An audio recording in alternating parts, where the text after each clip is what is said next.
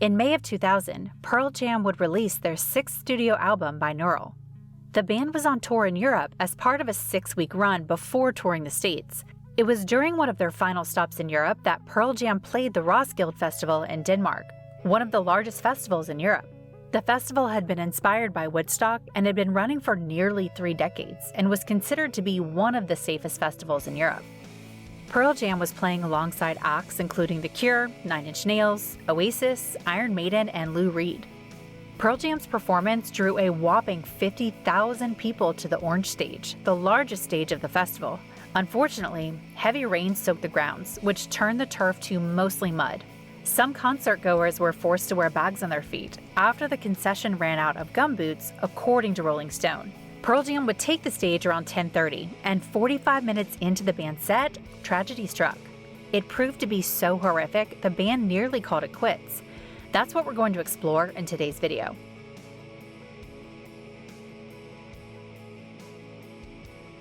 Rolling Stone would interview one of the members of security from the festival named Per Johansson, who told the magazine that the size of the audience was not unusual, adding it was, and I quote, "nothing special. It was really crowded, but not dangerous. We'd had that size crowd before, and there was no problem." Ahead of Pearl Jam hitting the stage, they had received some welcome news that their friend, former Soundgarden frontman Chris Cornell's wife Susan Silver, had given birth to their daughter, Lily. The mood quickly turned sour though. By the time the band took the stage, the temperature was cold, and it was wet with rain saturating the ground for most of the day. Johansson would tell Rolling Stone he was helping pull kids from the mosh pit, but he could tell something wasn't right, recalling, "There were some girls, and they were extremely difficult to pull up. Usually we have one guy to pull one up, but we needed 2. The magazine would interview one attendee who stated, "It was tight even before the music started. People were stumbling left and right. Half an hour in, I knew it was life and death. I couldn't lift my arms. It was difficult to breathe. I lifted my head to feel clean air. I was scared for my life." Rolling Stone would add, according to one eyewitness who was on stage, it was hard for anyone, including the band, to see what was happening in the pit, other than the usual exuberant tumult. But the centrifugal sway of the packed fans was knocking people off balance and down to the hard clay pavement underneath, where arms, legs, and heads were getting caught in a lethal tangle. The crowd movements resulted in some fans leaving the show, while others were not so lucky.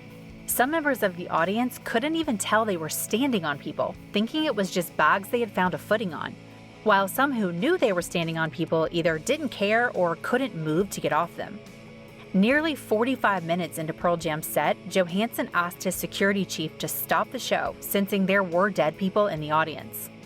The request would have to be made several times until it went through the promoter and eventually got to Pearl Jam's tour manager, who rushed the stage to tell frontman Eddie Vedder what was happening. The band was wrapping up the song Daughter, and upon learning the news of crushed audience members, Vedder addressed the crowd. Here's what he had to say. "Hey, thanks a lot. I need to tell you something. It has nothing to do with music. It has something to do with personal safety. You guys are amazing, it seems, but there seems to be a problem up front here, and they're going to ask us to stop for 5 minutes. All right? So there's nothing going to happen musically for 5 minutes, and while we're stopped, I'm going to pretend like I'm your best friend and do me a favor, okay? Because you have some other best friends up front here that are hurting, okay? So would you take 3 steps back? And I'll ask you on the count of 3, okay? Just everybody at once, maybe. I haven't done this in a while, so let's try it together, okay? Give me an answer yes if you want to help out here. All right. It's like a lifeguard here, okay? On the count of 3, everyone take 2 steps back, all right? 1, 2, 3. 1, 2.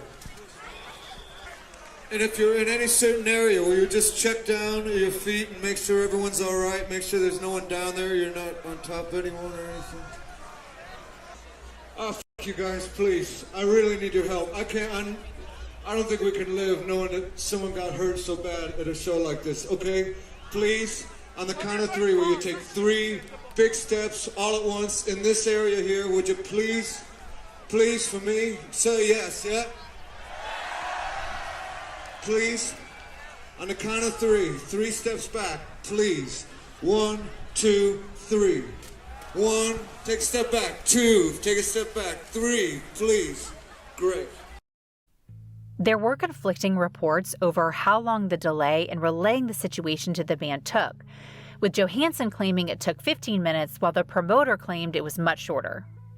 In the end, 8 young men who ranged from ages 17 to 26 would die after being trampled, with an additional death coming a few days later as one concertgoer died in hospital after succumbing to their injuries. A total of 26 people would be injured during Pearl Jam's performance. This wasn't the first time an incident involving Pearl Jam had happened at Roskilde, as in 1992, Vedder jumped into the pit to deal with an overzealous member of security who was beating up a stage diver. Security would end up punching Vedder before realizing who he was. The band would release a statement following the incident in 2000 that read, "This is so painful. I think we were waiting for someone to wake us and say it was just a horrible nightmare. And there are absolutely no words to express our anguish in regards to the parents and loved ones of these precious lives that were lost. We have not yet been told what actually occurred, but it seemed random and sickeningly quick. It doesn't make sense. When you agree to play a festival of this size and reputation, it is impossible to imagine such a heart-wrenching scenario. Our lives will never be the same, but we know that is nothing compared to the grief of the families and friends of those involved. It is so tragic. There are no words. Devastated. Pearl Jam." Pearl Jam would scrap the remaining 2 dates of their European tour, and The Cure, who were scheduled to play after Pearl Jam the night of the tragedy, canceled their set, while the other 2 stages went on with their planned musical acts that night, as the festival still saw acts getting on stage around 3 in the morning. There would be tributes paid to the victims throughout the rest of the festival weekend. There were several factors that people pointed to as being responsible for the tragedy. Concertgoers would tell Rolling Stone that the sound during Pearl Jam's performance was poor, as there were issues with the delay towers, resulting in some people trying to move closer to the stage. One attendee told Rolling Stone that the sound even at the front of the stage was, and I quote, "all treble and too quiet. It sounded so wrong." Others pointed to the wet conditions on the festival grounds. While a majority of the festival grounds occurred on farmland, the area by the Orange stage where Pearl Jam played consisted of something called stone flour, a permeable mixture of sand and clay that doesn't hold water, thereby improving drainage. Others pointed to security for not being quick enough to quell the situation. Even the Danish police at one point considered charging Pearl Jam and saying they were morally responsible for what happened. The Danish police released a statement that read, "We have spoken to numerous witnesses who have told us that Pearl Jam is well known for almost appealing to violent behavior," police said in the statement, which also noted crowd surfing as something that took place. Another report noted that Pearl Jam was responsible for, and I quote, "whipping a crowd into a frenzy is appalling under conditions like those at the festival, where the ground was slippery and visibility was poor due to vapor in the air from many thousands of people sweating." Manager Kelly Curtis responded back to the police's statement saying, "Pearl Jam is well known for their exciting live shows. They have never, in their 10-year history of performing, appealed for violent behavior." Following the festival, Vedder disappeared into Europe to privately mourn the incident, revealing years later in his audiobook, I Am Mine. "I had my own way of getting through it," Vedder notes today, which was taking Spanish guitar lessons from people who didn't speak English. That was just a way to focus and be around people that I couldn't understand for the most part. That way I was able to be around people, but since I didn't really know what they were saying, it felt very peaceful and calm. At least one person in the band thought that maybe we should never play again. And if that's something the rest of us didn't feel, it still was not something that could be easily dismissed. We all had to process something that we all went through as individuals, but also with the help of each other. The tragedy at Roskilde took its place with other concert tragedies, including the Who's concert in Cincinnati that resulted in 11 dead, as concertgoers rushed the stage for prime seats. It would be the Who's Roger Daltrey and Pete Townsend who offered support to the members of Pearl Jam, having suffered through something similar. Townsend would tell Rolling Stone, "I passed on what I knew the Who had done wrong after the Cincinnati disaster. In a nutshell, I think we left too soon, and I spoke too angrily to the press and without proper consideration of the fact that the people who deserved respect were the dead and their families." If you have faith, please pray for the victims and their families, and for everyone who was involved. It was a horrific experience for them. Though Pearl Jam would indeed play again, they did stop playing festivals entirely following the incident, only resuming when they headlined Reading and Leeds in 2006. Pearl Jam's next show wouldn't take place until the band was back in America on August 3rd and playing at Virginia Beach.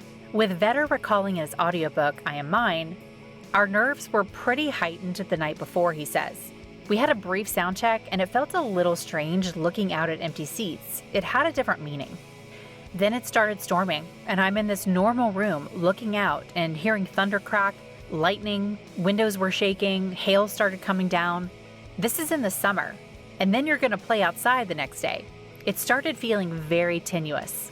There was so much emotion going on, I thought, I can harness this. I gotta do something. I had a small tape recorder, and that's when I recorded and figured out the song, I Am Mine. It was all about getting ready for that first show and hoping we'd all be safe the next night."